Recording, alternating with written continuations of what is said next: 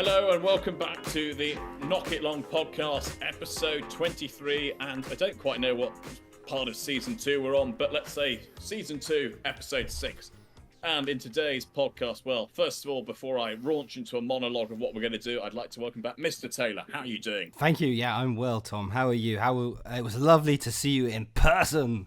It was. Christmas time, wasn't it? We did. We went to a public house and had a drink, and then we went and had some food, French food. Yeah. And then we went and played table tennis at Bounce in Farringdon, which is very exciting.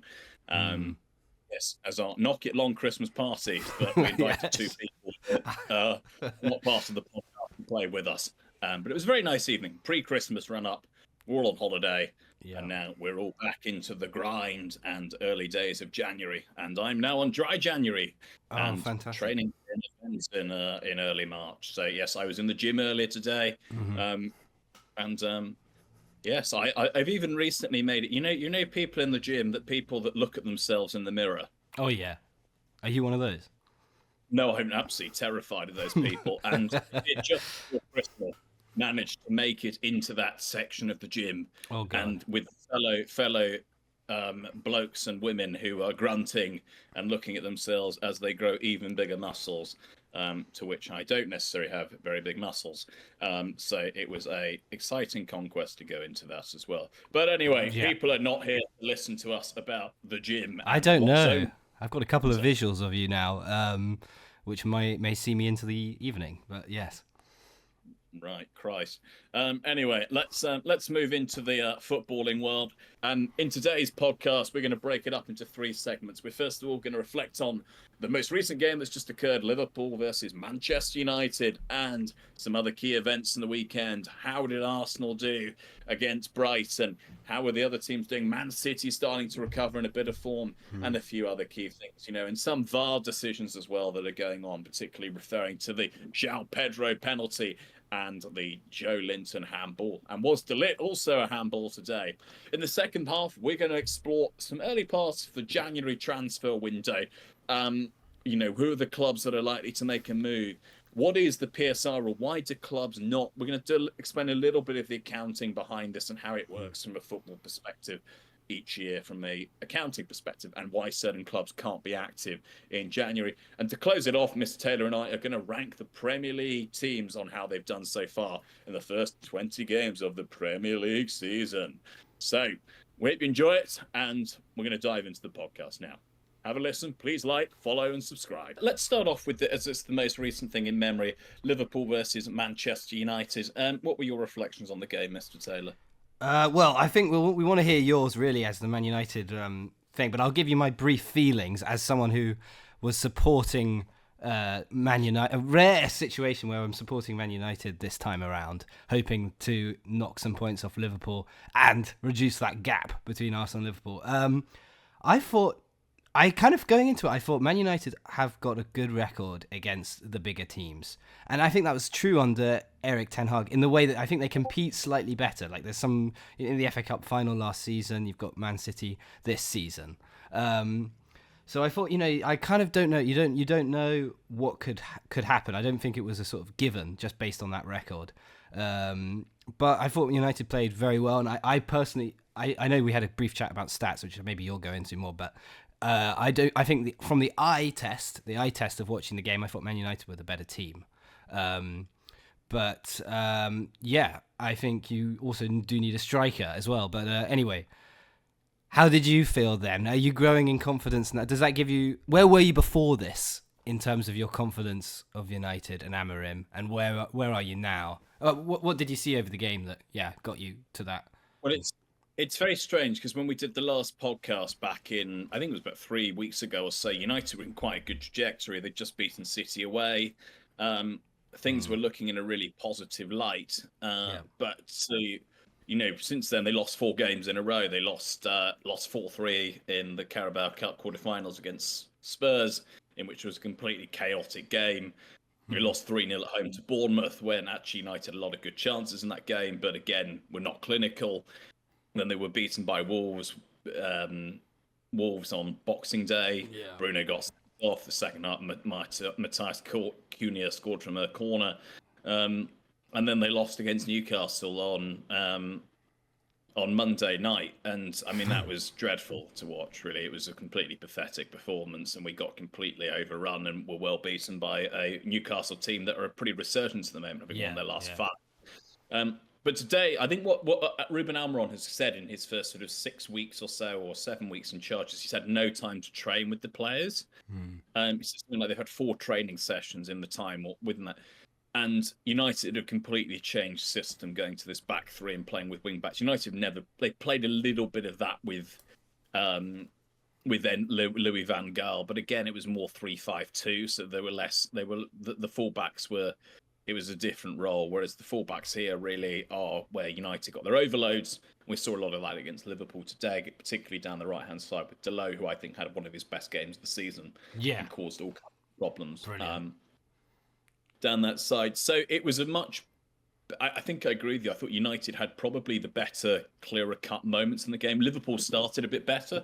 They had a couple of clearer chances, but United grew into it in the first half.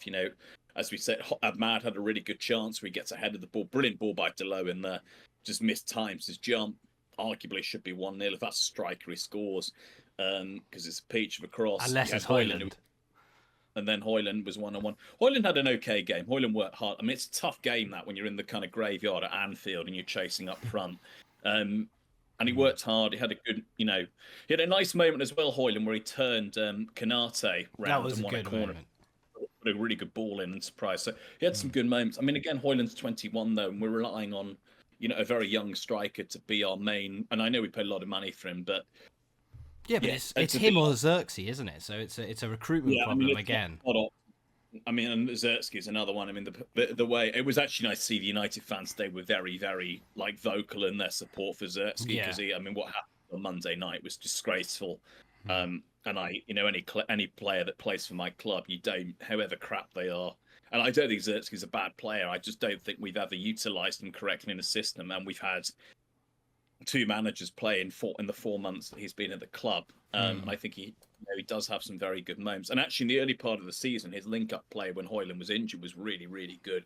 So I want to see Xerxes stay to the end of the season and see how that develops. I do think we lead an elite number 9 at the moment. There's a lot of talk about the guy from Sporting Lisbon. Gyökeres. The guy Coventry. And Osimhen as well is being linked in a swap deal to Rashford. That was getting really hot on Friday. But again, I think my question is, do we have the service for these guys? Today, yes, we did, because we put some really good passes in. And then, Ahmad scored a nice goal again. I mean, Ahmad's been our real player of the season so far. And is up there with I thought he played pretty poorly until the goal, though. I don't think it was as good as he has been, but...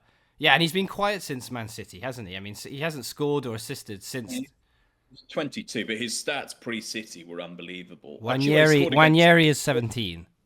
He scored against Tottenham. That's true.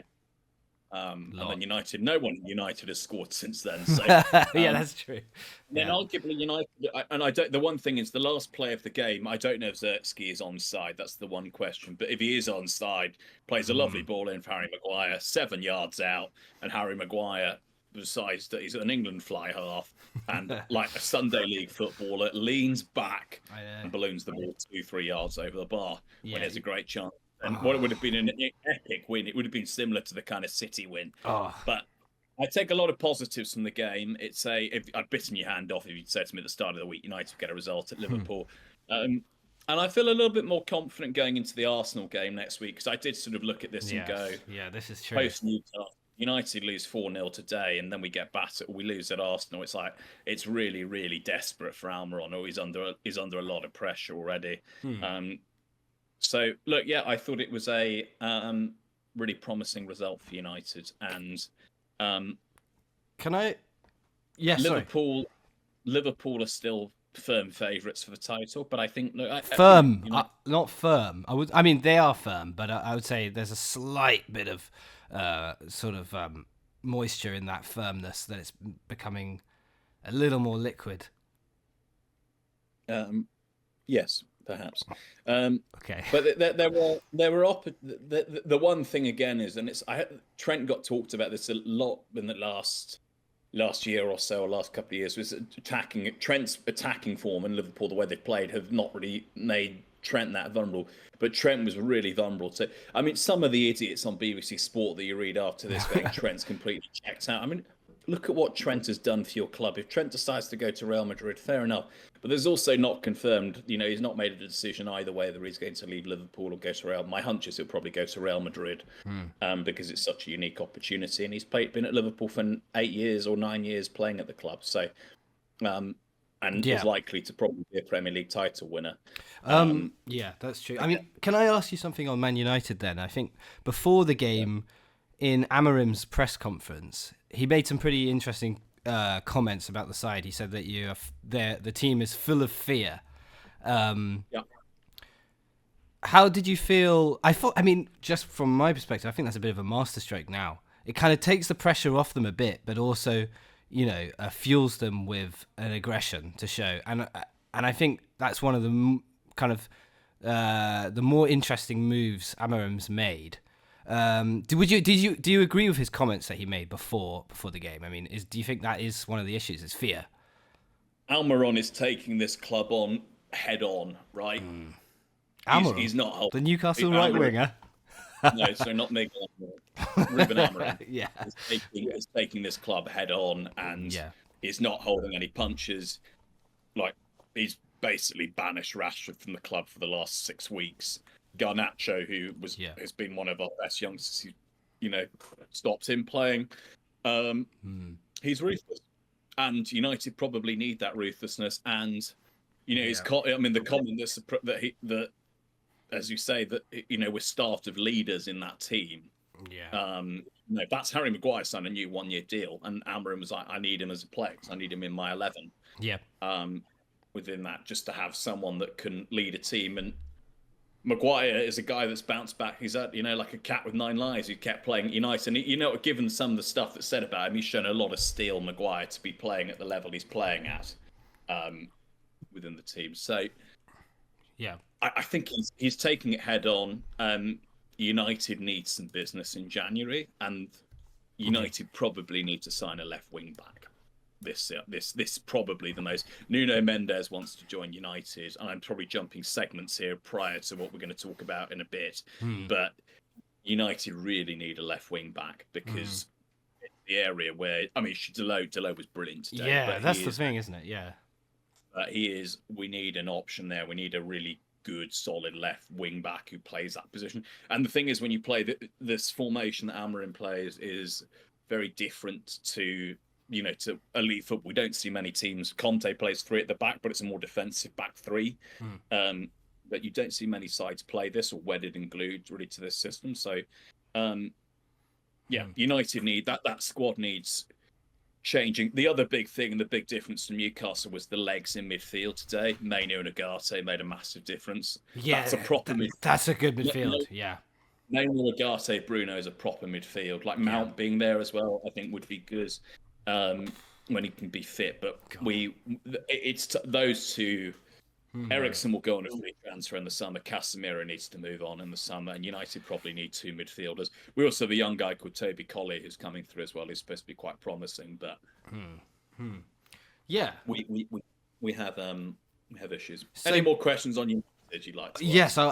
So going forward now, what are your expectations for the rest of the season? In all competitions. I think the league's a write-off, right? We're 13 points off the Champions League. We're like 11 points off the Europa League. It's done. So I think for me, it's seeing the system embedded. Yeah. And we've seen us take on, funnily enough, the best 2 teams in the last 7 or 8 years in the league, in Manchester City and Liverpool. We've taken 4 points away. From that. That's title form. That's the kind of result you want when you're going for a title. But we haven't obviously, we got 23 points from 20. It's pathetic as a return. I think for us, our best chance for a trophy is probably the Europa League now. So I think, and it's not an implausible tournament that United could win. It's a pretty open thing. We need to probably win our remaining 2 games or get a win and a draw to qualify and get out. We do not need 2 extra games by finishing from 9th to 24th. We need to get out in the top 8 and just qualify. Yes. And then I think for the remainder of the season, probably trying to get as high as possible, whether it's 7th or 8th in the league. I mean, it's embarrassing for a club of United. I like it. I enjoy hearing that. I'd say take it head on. There's no point denying that. But I think it's trying to. There was a stat I read this morning that Ruben Almiron, his first 11, 12 games at Sporting, it was something like he won 6, drew 3, and lost 3 or lost 2. Yeah. And then in his next season at Sporting, he won 26, drew 7, and lost 1 of his 34 games. So that's the turn where I'm not saying we're necessarily going to be title contenders next year, but that's the kind of turn we need to see next year. And it's a really, really, the Ineos need to be really scrutinised this year over what they do, because they've made some very big decisions, some quite big changes in the last 2 or 3 months. So they need to be held accountable on that basis as well. Yeah, and there's been a lot of it's not stable, and I wouldn't say it's going to be stable anytime soon, the boardroom. But I do, from an outsider's perspective, it does feel like Ruben is making all the right calls and saying all the right things. And I think we made some similarities between Arteta's early Arsenal reign and Amorim's, and in both situations, the primary comms from them both, it's all been about culture. It's been about kicking out the Aubameyangs, the Rashfords, So I think that is a fundamental basis. It's a cultural reset. That's what needs to happen. And it does. It's vital. It's vital. I mean, it's the bedrock of why Arsenal are where they are today, which is competing in all 4 trophies in with touching distance of the Premier League, Carabao Cup on the horizon, automatic qualification into the Champions League. United have won 2 trophies in the last 2 years. So let's see what happens this season. Very unfortunate. Yeah, I'm excited for the Arsenal game next week, though. Now I am as well. I'm slightly anxious. I'll be honest. I was looking forward to it, but after today, just your midfield. I think you make a good point about the midfield. That there's a great balance. Ugarte is your best signing in 5 years. I don't know. Bruno. I mean, in post Fergie, Bruno's been our most impactful player, but I don't get that. There's been a lot of people blaming the signings in the summer. I don't agree with that. I actually don't think the signings. Mazraoui's been very good. Mazraoui was good. Yep. Ugarte's been pretty solid. Zirkzee is. We need to give him time. Like, he's just had ridiculous scrutiny on him at United. Yoro is. I think it looks a good defender. He made a brilliant tackle today in the game, perfectly timed. Oh, it's a good tackle. But he immediately looked at the referee, and that gave McAllister a chance to shoot. Do you see that? He's 18, right? So I mean, you got it 18 or 19. Wanyeri is 17.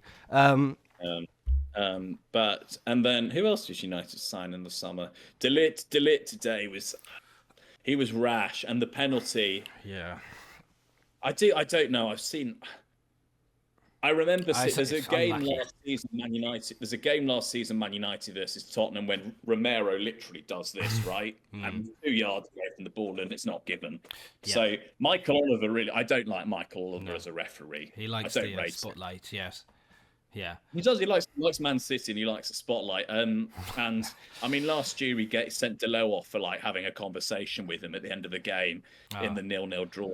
Delot appealed over a throw-in, and then he gave him 2 yellows. I mean, the guy's an egocentric. But actually, on refereeing, do you want to get into the Arsenal game? Should we go to it? Actually, I want one more question. Can I have one more question on Man United, please?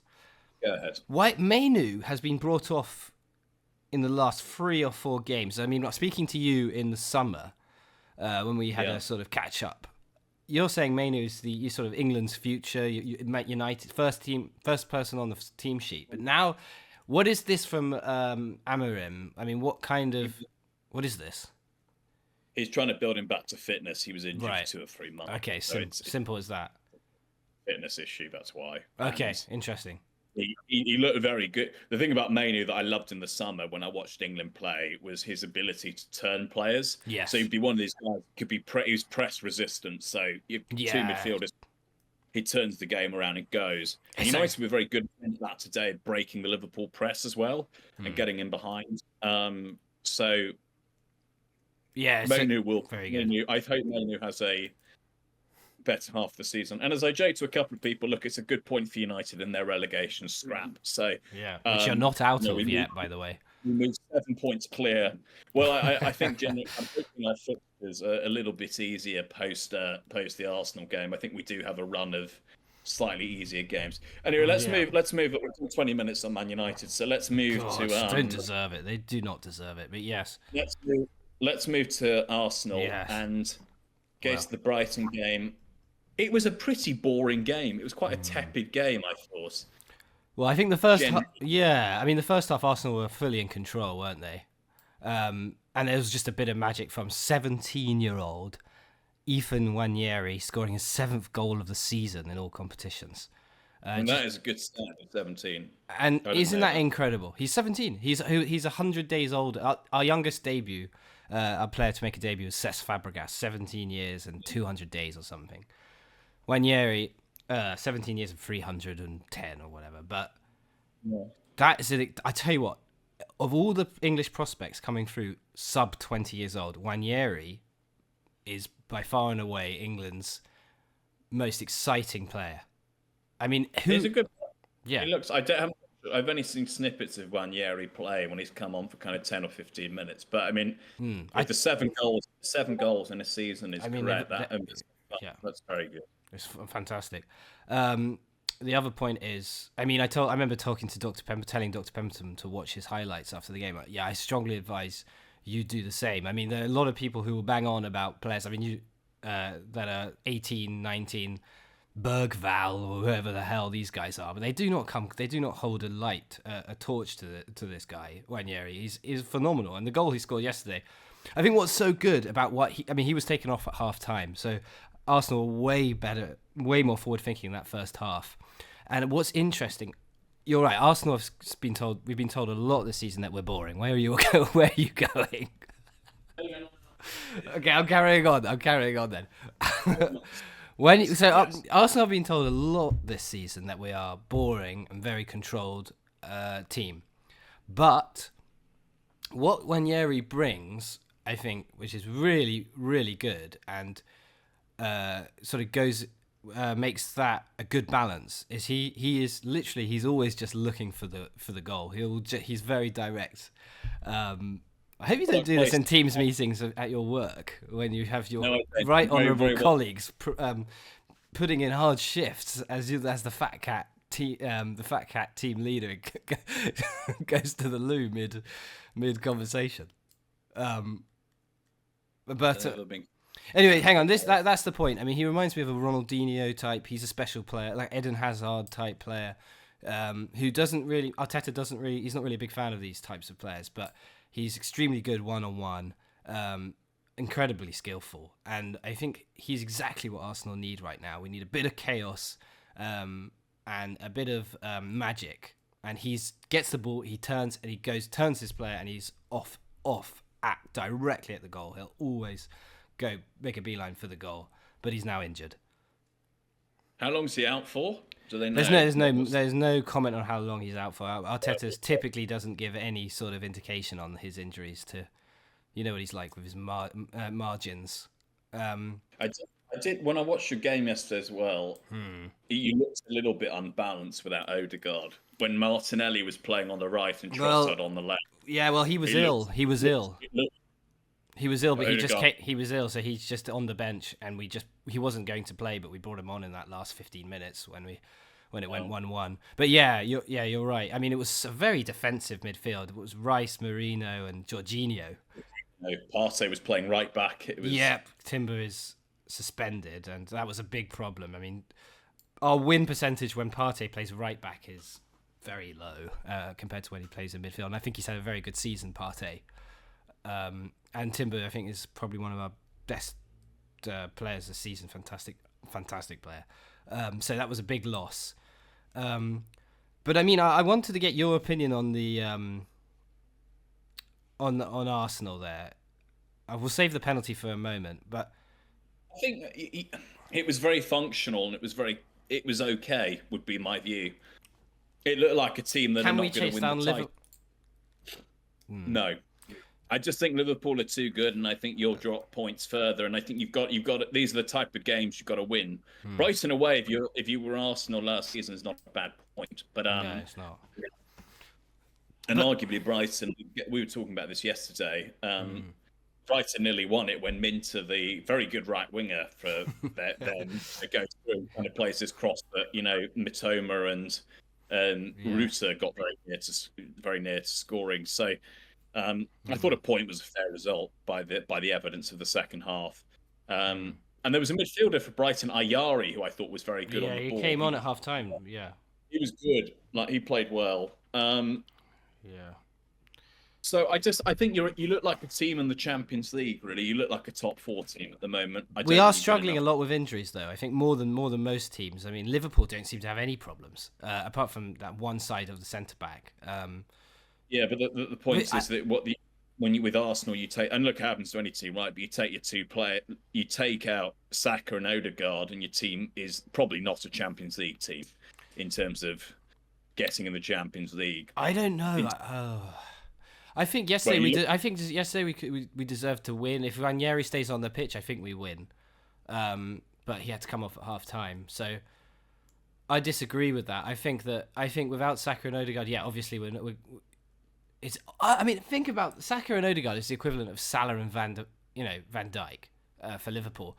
We've been very, very unlucky, not just with injuries, but also with refereeing decisions. As today, we saw Liverpool getting a decision. Liverpool being, and on the other side of that, Liverpool being extremely lucky.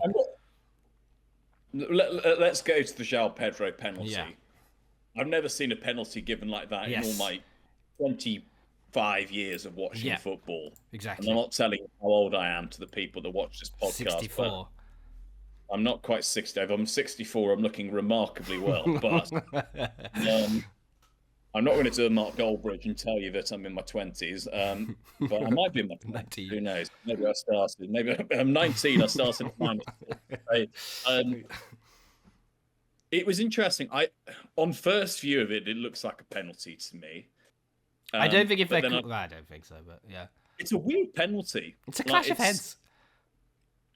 Yeah, I suppose he cleans the guy out though, João Pedro. But also the ball is he actually gets he makes impact with the ball before he makes impact with João Pedro's head. I didn't see until after the game. So that could be. But this is a problem with VAR then, because VAR are so worried about taking their time that they now spend 2 seconds looking at something and they miss they miss the camera angles. There's now no point for VAR. I'm a big fan of VAR. It should be there obviously because I'm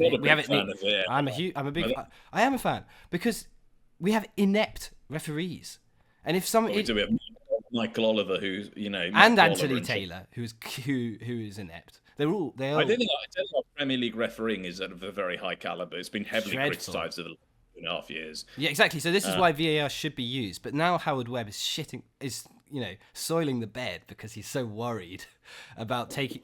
Sky commentators saying, "Oh, it's taking so long," and. So they take 3 seconds. They don't look at the other angles of the camera, and then they miss a decision and they get the decision wrong. So what was the point in the first place? It's now. I don't think the other point is they've changed the system, haven't they, for VAR? So if the referee calls a decision, makes the decision, they don't refer back unless it's a major error. Error, but then being a major error is up to interpretation again. So they're moving away from objectivity and they're stuck in subject. It's been better this year than last year because last year there was a farce. It was a farce, but it was a farce for slightly better reasons. In the end, they kind of got some of the decisions right, but now they've gone. Actually, let's not use VAR at all, so it can't be a farce. Whereas they should be focusing on let's get the decision right, and I do not care how long it takes. I've been on the end of wrong decisions as an Arsenal fan all my life. We are extremely unlucky. So I want them to take their time. I don't care. I want to get the result correct. So Howard Webb, if you're listening to the Knock It Long podcast on the 5th of January, can you get in contact and just don't panic about the Sky. Maybe we invite Howard Webb to come and do what he does on Sky and come and have a segment and explain some decisions to us. I'd like to Howard Webb how De Ligt gave away a penalty at West Ham. And then today I don't know. I'll jump you on. My brain's very active on the United game because it was only a couple of hours ago, but.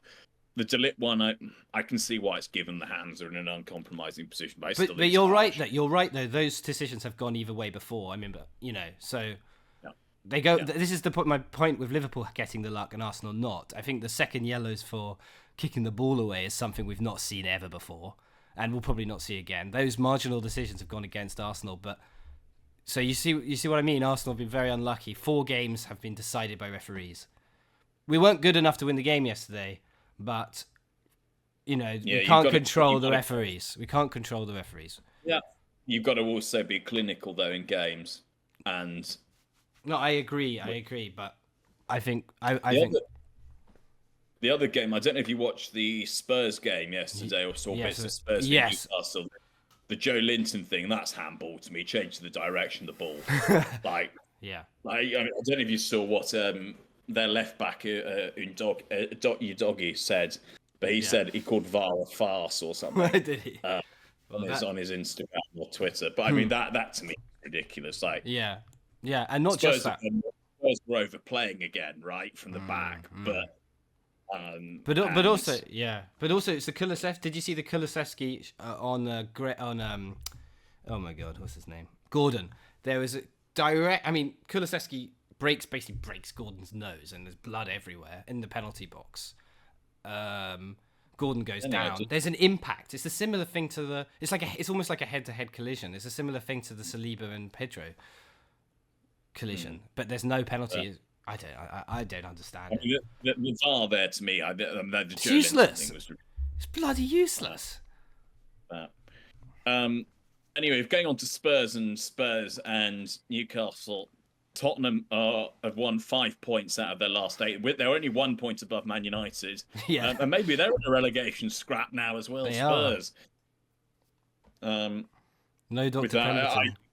I think we're getting towards the end of Ange now, which is a shame because I actually quite like Ange. He's been very refreshing for the Premier League, but I think, the referee, he's probably gone, I think, if this continues. They've got Arsenal away next in the league, I think. Week. Yeah, 15th, I think. Is that next week? Well, week after. It's the 15th. Week and a half. Okay. I believe, according to my diary. That'll be a Wednesday then. So, yeah. It's going to be an interesting watch. Where they go. With that. He has to adapt now. Unless if he doesn't adapt, he's gone, and he'll be a Rangers manager. He'll spend some money in the window as well, but yeah, he's in trouble. They spent quite a lot of money in the summer. I mean, Levy. I think there's a growing discontent with Levy, and if Dr. Pemberton, our third co-host, who is a Tottenham fan, would turn up for once, you might hear some of the same sentiment. But I do hear that there's a growing, discontent with Mr. Levy. So I think it has been for a while, though. That it seemed to go quiet last season because people were quite excited by the brand of football that Spurs played. But yeah, that's true. Newcastle were brilliant. I mean, Newcastle's form is really good. I mean, they're now Champions League contenders again. They've gone on a really good run throughout the period. Like Isaac's in great form. Gordon was good. Tonali, I think we're seeing the player that they bought as well. He looks really good after his 10-month. That midfield is very physical and it's really looking good. It's one of the best midfielders in Europe or the league, I'd say, when they're all playing. Joe Linton, Bruno, and Guimaraes. Yeah, we've got them in the semis of the Carabao. Not an easy game. Not an easy game. Is it that this week? Are you playing them? Yeah, this week. Coming up. That's good, actually. It means you're playing before you play United, so that's good. It means you can score. Luckily, we play at home. Well, we have 7 games in January to go. So we're 9 in December for United. So well, hang on. We've probably had 9 as well. Then, yes, we've had 9 as well, and much harder competitions. Not the the Farmers championships, European Farmer Championships, or whatever it is. I don't think the Europa League's quite the Farmers League. I think the Conference League can be called a Farmers League. But at least give it like semi-farmer, for the like. Yeah, fine. With this Part-time footballers league, yeah. Part-time football. Man City getting back to winning ways as well. Couple of wins in a row for them. They're 2 picking goals up a for little bit of Haaland. form. Yes. Yeah, Haaland scored for having had a very tough. Since telling everyone to calm down, then it's all rather bitten back, Mr. Haaland, doesn't it? Since he told a certain centre back to chill out. Yeah. Or so, but yeah, they're hitting a little bit of form again. They're kind of sort of chasing pack, and then yes, I mean, we'll do quite a lot of reflections on this anyway when we rank the different teams in our final part of the podcast. So we can leave our segments and thoughts because we're going to do kind of a minute on each club and give them a quick ranking after this. But we're going to first of all take a quick breather, and then we'll be back for part 2. We're going to talk a little bit about some January transfers. Welcome back to part 2 of the Knock It Long podcast, and we in this segment are going to talk about transfers. We're in a January transfer window. What's going to happen in this window? But first of all, I'm going to hand over to Mr. Taylor, who would like to make a formal apology. Yes, hello everybody. I would like to just bring your attention. I have a bit of a sort of a moustache here, which in my opinion is off-putting. And that's because I'm still in Christmas mode and I'm relaxed and sort of relaxing, chilling out with my family. And it's just a little grown too much. So I do apologise that I am not as well kept as my counterpart here, Mr. Wilshire, who uses a Gillette. What shaver do you use? No, I use a brawn shaver. A bronze shaver. Okay, fantastic. But yeah, I just wanted to bring your attention to that, and that's my printer. Your printer, right? So it keeps coming into focus. If anyone was wondering. But yes, anyway, well, lovely. You remind me, I mean, if you grow your moustache a bit more, you might look like Robbie Knox, the YouTuber. Who on earth is that? He's a man with a very fine moustache, who actually I quite enjoy watching his videos. He does content around you. He used to be in Soccer AM, I think. Oh, I do know the guy, yeah. I do remember, yeah. He has a fabulous tash. And do you have, as the CEO, do you have any sort of like a clothing... what is it called? What? Dress requirements? Dress requirements, yes. No, I'm very chilled, actually. I let my team, unless we're going to, well, I'd have a job outside of this podcast as well, but generally on the duty of this podcast, I mean, I wear the same clothes every day, pretty much every 365 days a year, unless I'm doing something sporting. And so I would say you're fine to wear what you would desire on this podcast, whatever makes you feel comfortable. If you've got a fire on under your knees and you've got your pajama bottoms on and doing this, I don't care. If I wear, pants and have a fire on. Pants could be different to different audiences. Pants might mean trousers to the Americans. It depends what kind. English pants. Well, I would hope that you're wearing boxers or some briefs underneath. I don't. Okay, well, I think we're going to cut this segment out, or this little bit of this segment, and move on to transfers, please. Okay. So, on to transfers. Right. Before this brain gets taken in any other illusion. Sorry, as I try and pick a crumb off the floor. Come here, you bloody thing.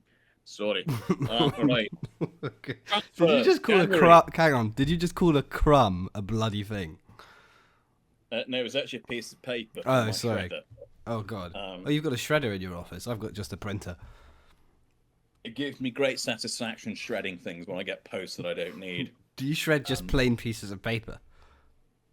No. Given your carbon footprint. I think, again, we're diversing here into conversations that are not relevant. So, okay. I suggest we cut quite a bit of this segment so far. No. Please. No. But anyway, on to transfers. So we're in the January transfer window now. This tends to be a window where clubs are constrained. And to explain this to an audience of people that may know less about football than Mr. Taylor or I, most football financial results run from the 1st of July to the 30th of June each year. That's the typical financial calendar year for a football club. So accounts close on the 30th of June. Clubs then have a free thing where they can go and spend a whole batch of new money. What happens is a lot of clubs invest very heavily in the summer. They may spend 100, 200 million pounds, and therefore they are much more capped or have many more limitations when it comes to the January transfer window. And we saw this last year because PSR has become a much bigger thing. And you're probably all asking, what is PSR? So PSR is the profit and sustainability rules of the Premier League within that. And that certifies that clubs cannot lose more than, I think, about 105 or 115 million over a 3-year period. There have been some exemptions back to that due to the COVID pandemic. So there are some limitations of that. To quote Manchester United, lost something like 320 million in the last 3 years and are running very, very close to the win. But because they've broken that threshold, they still haven't automatically been fined. Whereas we saw clubs like Everton and Nottingham Forest last season get points deduction. In Everton's case, I think it was 6. And then in Nottingham Forest perspective, it was 2 points due to breaching PSR rules. And then we've obviously got clubs like Manchester City that have this whole legal case going on at the moment. So that's kind of a 90-second overview of what actually... And Chelsea, who sell car parks to try and meet the requirements. To pay off or to cover off and amortize things over long contracts. So there's a lot of irregularities and difference, but at a high level, that's the broad rule around why clubs spend less money in January, typically. So, and I think we're going to see a similar pattern again here. But what Mr. Taylor and I are going to do is we're going to discuss a few of the kind of clubs that may spend, a couple of players that they may be linked with. And then we'll probably try and do a little bit more of a transfer thing in a couple of weeks' time, where we're a couple more weeks into the window. We're early in the 5th of January when we're recording this. So we'll see what that's at. So, first of all, today, I haven't seen many transfer moves. So Spurs have bought a new goalkeeper, as Vicaria has been injured for the long run. I have to be truthful, I don't know a lot about this guy. He plays for Slavia Prague. They spent £12.5 million on him. That might be a simple move on and let's go, which is probably where Mr. Taylor and I are at. So if you're a Spurs fan and you know anything about this goalkeeper, put it in the comments. Let us know what you think. It's a bit actually just what I have one comment on that is they played their third choice keeper yesterday. He played quite well against Newcastle. I thought. Yeah, he won man. He did get man of the match, didn't he? So that's a bit unfair. I mean, he looked better than Forster anyway. But yes, anyhow. Yeah. So moving on. Yeah. Then we've got. There's obviously all the stuff going on at Barcelona with Dani Olmo, where they can't register him. So Dani Olmo is now in technicality, and I think this is still going on. Dani Olmo could leave Barcelona on a free transfer and would reduce his whole salary to 2030. I don't quite get what goes on in La Liga because they seem to have all these issues all the time, or things running in or challenges around particular transfers. But so Dani Olmo seems to be ongoing at the moment, or issues around that. So there's a lot of talk that he may become a loan signing to a Premier League team or some other team in Europe. Brilliant player, would love him at Man United, but I don't actually probably would fit United system quite well playing in a 10 because we play with 2 10s instead of auxiliary wingers. In terms of other clubs, Man City are linked with spending a sort of excuse me, I'm about to sneeze. Maybe it's because I'm speaking about Man City, but there we go. Anyway, Man City are supposedly linked with around, spending £100 million on a couple of players. Again, is that just rumour? Arsenal being linked with, who are Arsenal linked with, Mr. Taylor? It's not been. There's not been any major news stories. We have been linked with Kubo from Sociedad's striker, but I do think we need someone who's a. More than anything, he's not really a striker. I think we do need almost need 3 forwards to cover from left to right, and he can play in all positions. You need an out-and-out number 9. And I agree on that. You need Okerez and Osserman or... We do. We do. I do think that the Cronkies probably aren't going to spend that much in January. They've rarely done it before. This is the Arsenal ownership. So I think they may wait until the summer. If Arsenal were closer to Liverpool at this point, I think maybe 3 points, maybe they would spend on one of those strikers that you've named. But I do think that they're going to wait until summer now for those major names, and maybe we'll get another loan in. We do need some backup up front. Very good. And then I suppose another area of clubs where they're likely to be looking. Manchester United, we can talk on them. A lot of talk that Marcus Rashford may be on his way out. Yeah. As well, linked with a possible swap deal with Victor Osimhen again. I still think that may be hearsay. We have to wait and see. And Nuno Mendes being linked as a left wing back. I do think we'll see some movement to United again. January's a tough market, overinflated players. But Ruben Almiron did say, not Almiron, sorry, Ruben Amorim did say in his press, out of favour Newcastle winger. Yeah. If we sign him, it really is desperate. United may have to be looking at some free agents in the summer. That may be the thing. Like Kyle Walker-Peters, so good fullback. Where do you need then? I mean, yeah, where are you ideally? Let's say you get free players in the January. Who are you? Which positions are you filling? I mean, we need them. Well, I think we probably need 7 or 8, but they're not going to happen. That's the 5-year plan. Centre-backs, I think is the one area we're probably okay. I'm not sure. I'm not sure on Martinez, even though his goal today. I just think that all of them are slow, or they're kind of Martinez's situation. He's kind of it's too short. He's too short for a free at the back. We need a wing back definitely. There's no denying that. That's probably number one. I think Højlund and Zirkzee probably gets United through to the end of the season. Do not think they're good enough. They might. Well, this is where we can compare Arsenal and Man United, because I think it's interesting that both of us need a striker. But actually, when you mention your situation, I think we're in a better position. We've got Kai Havertz, who is an international, a German international, one of the first names on the team sheet, and Jesus, who's won 5 Premier Leagues. But I think we're in a better situation there. So you guys desperately need a striker now. Seriously, you do. There is the talk of Osimhen. I think probably that, and probably another midfielder. I would like to see us replace Eriksen, or probably Casemiro more. I'd like to see Casemiro move on and get another younger midfielder in. So that was a midfielder not to come straight into the starting 11, more of a strength and depth. Sort of. I mean, look, I think it probably could be improved, but if you had Agate, Mainu, and Bruno free, who do you replace there actually at this point? Well, that 3 is probably that's a Champions League midfield. That is. Yeah, 3. It looks like it. They're all fit and playing. The problem is our depth below that is Casemiro, Eriksen, and Mount. And Mount is good, but Mount barely plays. He's injured now to March, so we get 10 games a season from him. So probably nice and summon 3 midfielders. That's it, or at least 2, because you're going to see the squad turn over twice. Yeah. Wingers, I think, are less of a thing now because we don't really play with wingers. We play with wing backs in the system, and I think Ahmad is brilliant. I think you have Garnacho as well. Who's fallen out with Amorim, according to some reports. I don't know if you've heard that. Yeah, but he's still playing. He's still getting in the squad. Playing, true. Yes, he came on, didn't he, today? Yeah. Rashford is completely exiled. And Garnacho got from Ahmad's goal. Yeah. There's a lot of work still on that. So I think goalkeeper might be another position where we need to upgrade. There's talk that they want to bring in another goalkeeper.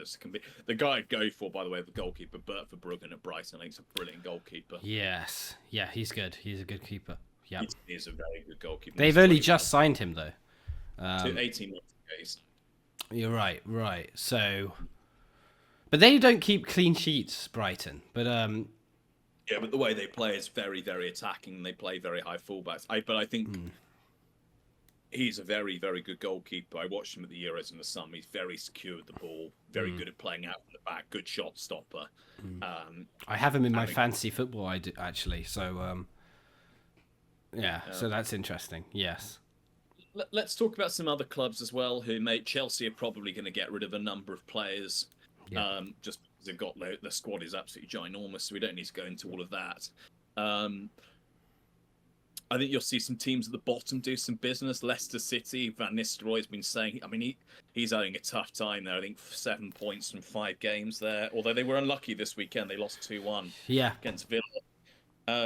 Villa, I think, will do a couple of bits of business from what I've been hearing from my sources. Your sources? Oh, yes, you have got a direct source with Fabrizio Romano, which is, I think, one of the coups of this podcast is that we do have almost a direct line to Fabrizio Romano. Yeah, and we do. Yeah, we're lucky. Do you think? Is it worth trying to call him now, or? No, okay, Fabrizio. No. I think we'll try and get Fabrizio on if he's available a little bit later. Right, yeah. Too early. I think maybe it's around the sort of 20th of January or so, or 2 weeks' time. Oh, I tend see. to record Yeah. Sunday, or Yeah. in the middle of the week. So we'll probably try and get Fabrizio on then to do that. But Yeah. yeah, I think the clubs at the bottom. I think Southampton are gone. We'll do this in our next segment. We talk about the ratings. Let the other teams 19th to kind of 16th, 15th is still very tight. That.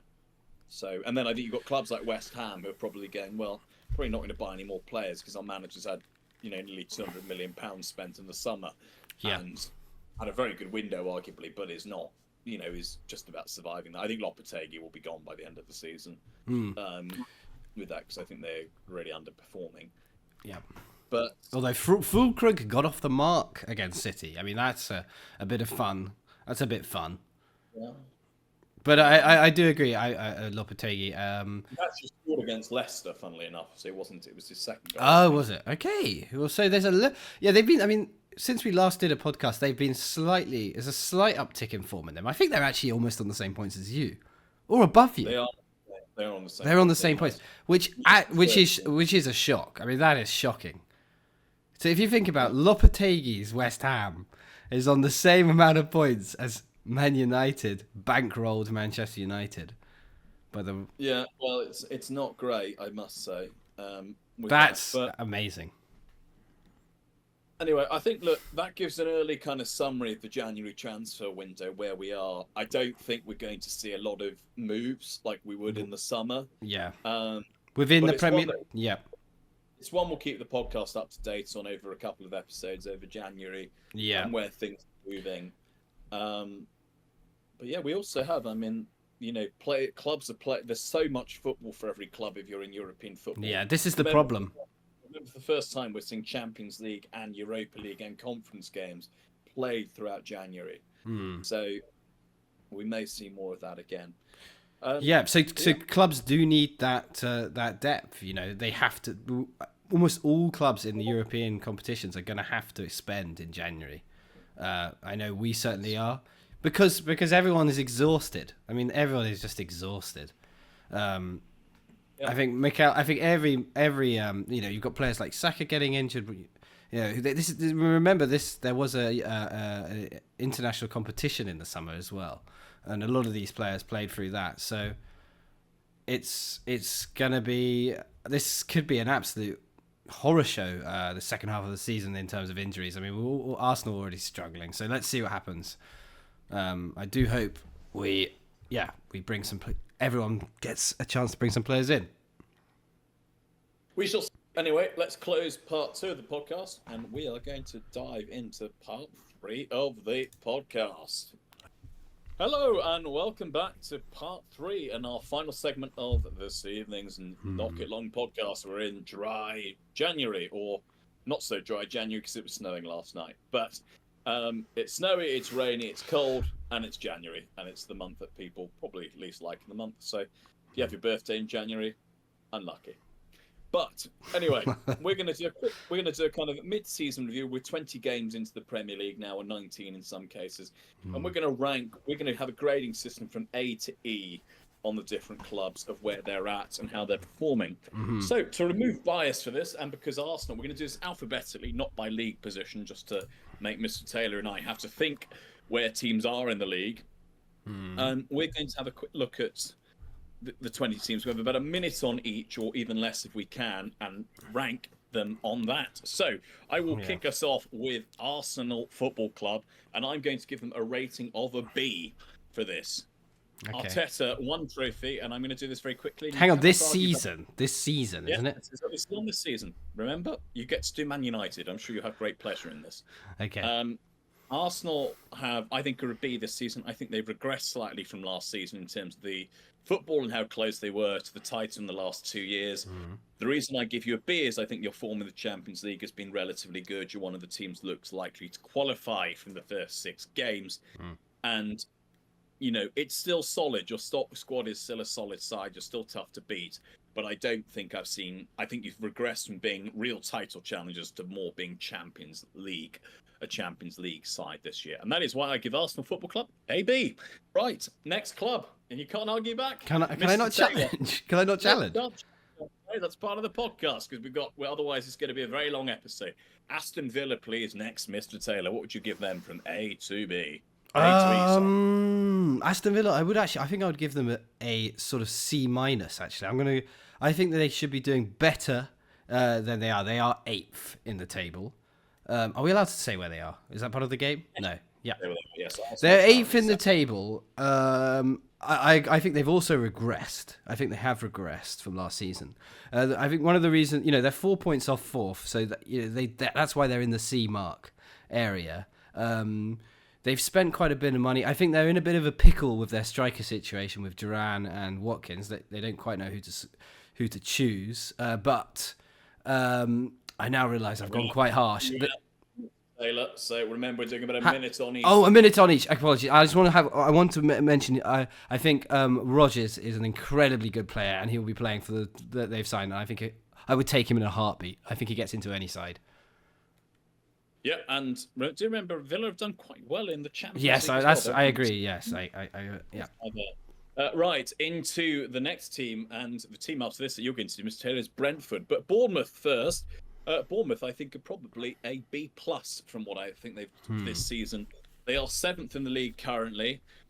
Very good squad. They play good football. They've had some very credible results this season, and Iraola has just continued to do a very good job. And I think they are a team with an outside chance of qualifying for Europe. So that is why I'm giving Bournemouth a B+.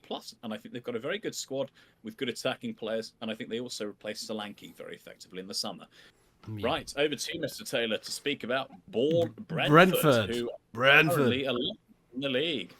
Well, I think Thomas Frank has done, once again, a phenomenal job there, especially losing Ivan Toney. Mbomo and the new system with Wissa is working really well. They have a B from me because I think they are performing above expectation. They should have been relegated on the first season here, but Thomas Frank has done amazingly well.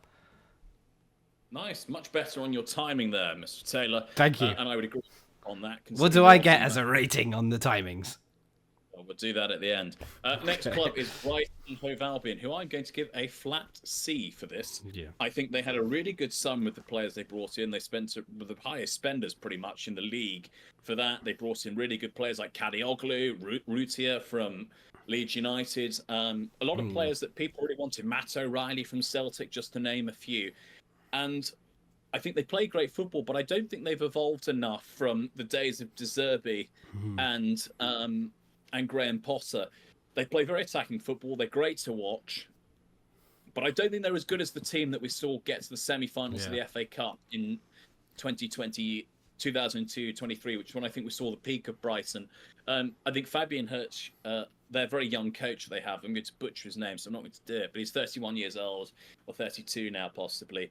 I think he's doing a very stable job in his first season. I think Brighton have got a very good coach on their hands there. But I think given the amount of players they brought in the summer, I'm going to give Brighton a grade. Time is up, sir. And then we'll move on to Chelsea next, who... Well, thank you very much.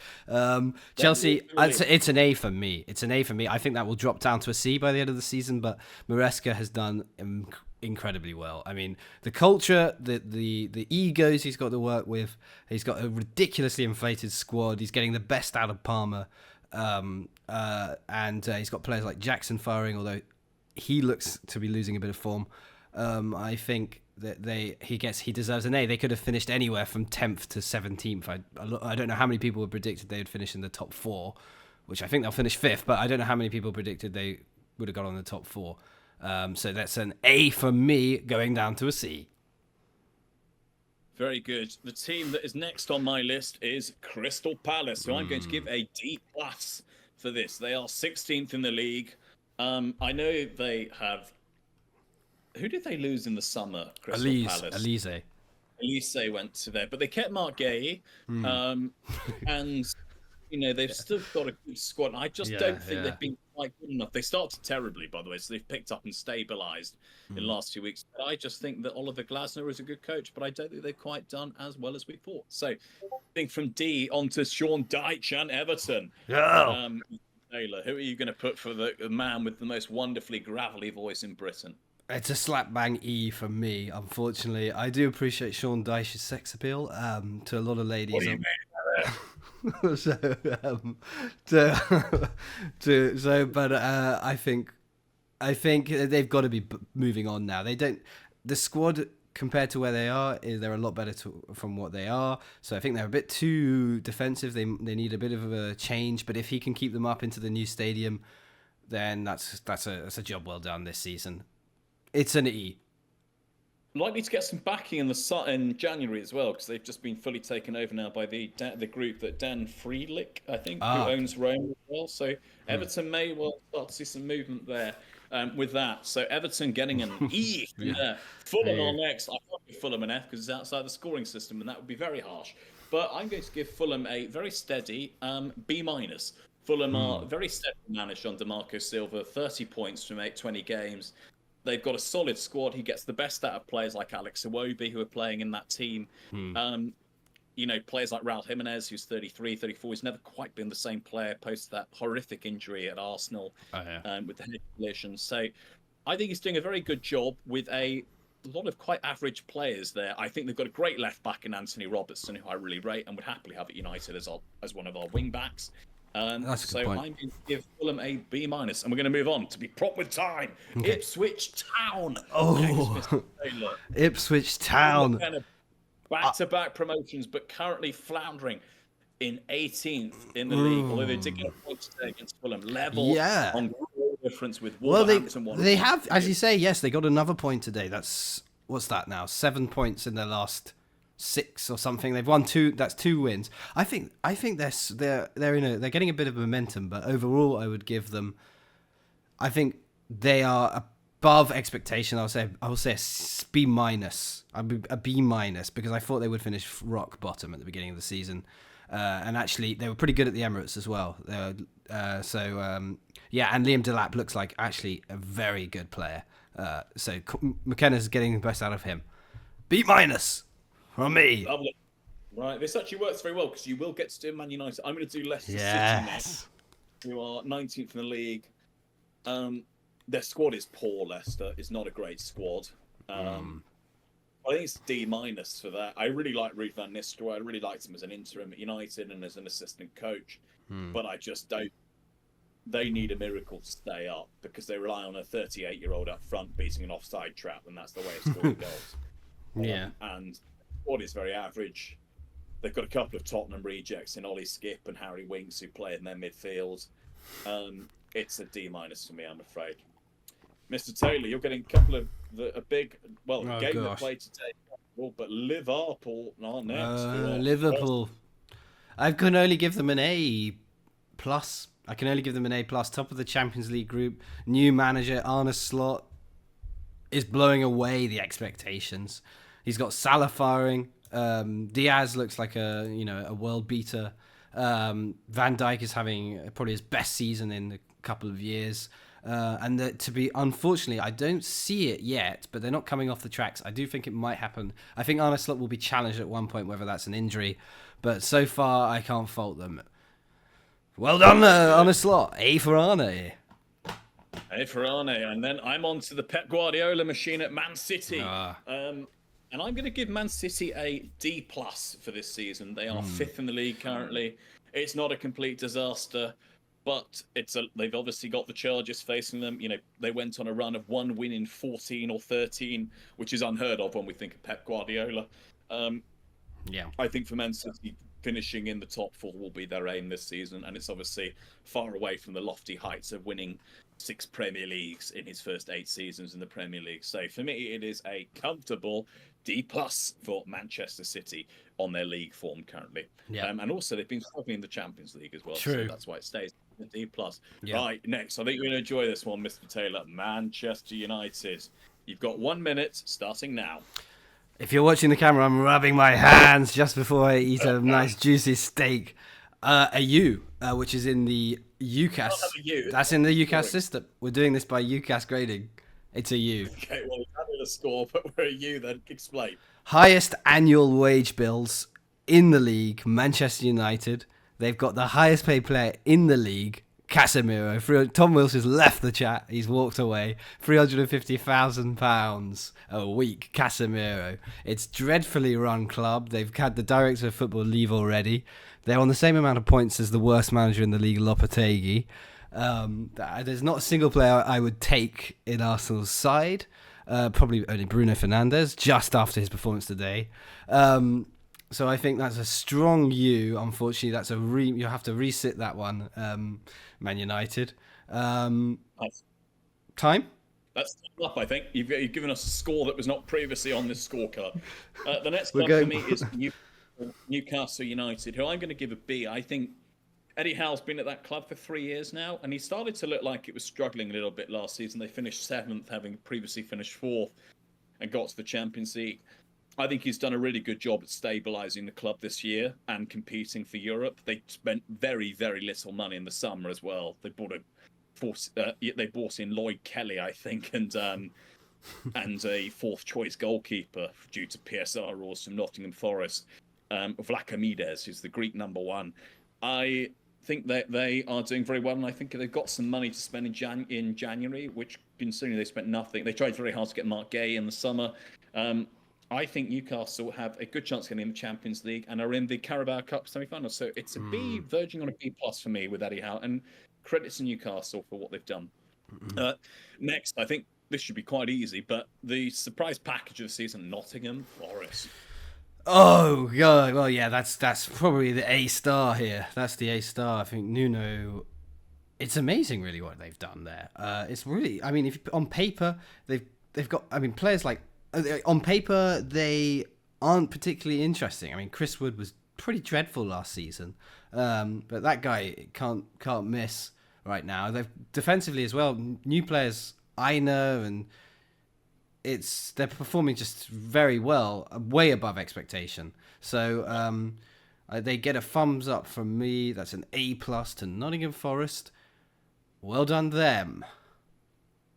Yeah, it's also worth pointing out that Jamie Carragher might get a U by your ranking then, because he predicted that Nottingham Forest would be relegated in his start of season predictions. So well done to Nuno. That's a big middle finger up to Jamie Carragher.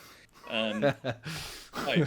Next one, we're going to go to Southampton. And I think on this grading system, well, I'm going to do what you did, which is I'm going to give them a U. They have been utterly useless in the Premier League. They've tried to play some good football at the right time, but it has just been a disaster. They've got 6 points, I think, or 7 points. Yes. They might be worse than Derby County. And wow. If you're Derby County, you're actually back in the Championship, and things have stabilised at some difficult years. Yeah. So Southampton, I'm not going to bother. They've got Tyler Dibbling, who's a very good right winger. If I were him, I'd get out of the club in the summer. It's been really disappointing that Russell Martin has played crazy, barbaric football at times, and clearly it wasn't working. So 6 points and a U-, and they're actually worse. Wow, wow, that is an invented grade. Probably worse than Man United this season. Next is your North London. You're getting some good clubs. I think you've got a good deal on this getting second. Next is Spurs. What are you giving Spurs? I'm going to give Ange an E, actually. I think they're the most overhyped. Well, I'm going to go, actually, in relation to the media hype around Tottenham, which we constantly hear they play the most entertaining football in the league. You don't. You're in the second half of the table. You are, you're all over the place. You can't defend for anything. I can't remember when they last had a clean sheet. Ange is a PR machine who just says, mate, and it's quite chummy all the time. But I think he's out of his depth, actually, and that's become quite obvious. Tottenham Hotspur 12th. Think about that. I mean, that's something. I know they have scored. The only thing that's keeping them from an E, did I give them an E? I gave them a D. Is they have scored the second amount of goals in the league, which is just an interesting stat. But that's it from Tottenham. And I look forward to playing them next week. We look forward to playing them next week. Next up is West Ham United. And I think for me, it's a D. It's a E+ for West Ham. E+. They spent a lot of money. They've got some very good players in that squad. We've talked about Lopetegui a few times on this podcast. Yeah, he's getting a good amount of airtime. You're getting a good amount of airtime. Julian, if you want to come and have a chat on the podcast, we're open. You've managed some quite big teams previously. Real Madrid, Wolverhampton. Spanish national. In the Spain job and then got sacked before the World Cup. Signing for Real Madrid. Quite a grifter, that guy. Quite a grifter. I know they're an E plus. They've got great players like Bowen, Kudos, Paqueta. Yeah. And they bought. I thought they probably had the standout transfer window, or they won the transfer window, as people say. Already a good squad like Paqueta, Kudos, Bowen, and in the summer they brought in players like Fulcrook. They brought in Christian Somerville, who was the standout player in the Championship last year. Jean-Claude Todibo. They bought Max Kilman, who was a really sought-after centre-back by other clubs from Wolves. So I just don't think they've done very well in the league, and that's why I'm giving West Ham United an E+. And to close us out on the final part of this podcast, it is Wolverhampton Wanderers. Remember, they are just removed their manager, and they are now managed by Victor Pereira, the ex-Porto manager. Over to you, Mr. Taylor. Well, it's been a massive. It's almost a U. It's an E- from it Wolves, but I think they actually have a B squad, a squad that can achieve a B grade over the season. I really do. I think Ait Nouri, Cunha, these are great. These are very, very good players. So that's kind of the level they should be performing at. So it's been awful, very poor performances, bad discipline from a lot of the players there. So let's see what they can do under Pereira, who is doing better than Amorim, his Portuguese counterpart, in terms of their opening 5 games. Brilliant stuff. Well, that takes you through the Premier League. Let us know your thoughts in the comments. Do you agree with Mr. Taylor and I's predictions? Were we right? Were we too harsh on some clubs? Were we too nice on some clubs? Were Chelsea really an A, or were they a little bit lower given the amount they've spent on that squad in the last few years?